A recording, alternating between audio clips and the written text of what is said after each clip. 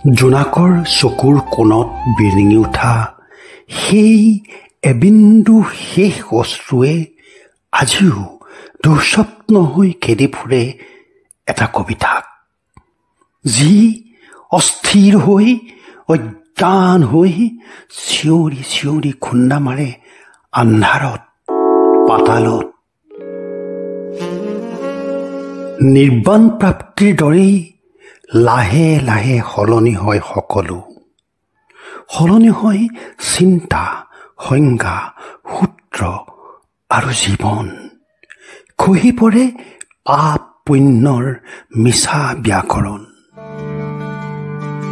কেতিয়াবা অভিশাপ, বজ্ৰাঘাত আৰু ধুমুহাই লৈ অহা উচুপনিত থাকে ঈশ্বৰৰ বাণী, সময়ৰ অমৃত আৰু গভীৰ ধ্যান। কেতিয়াবা জ্ঞান আহে এখন স্থিতপ্ৰজ্ঞ হৃদয়েৰে, সৌন্দৰ্য আহে পোহৰৰ ধুনীয়া আঙুলিৰে, এজুৰি চকুত নতুনকৈ উদ্ভাসিত হয় পুৰণিৰ জেউতি।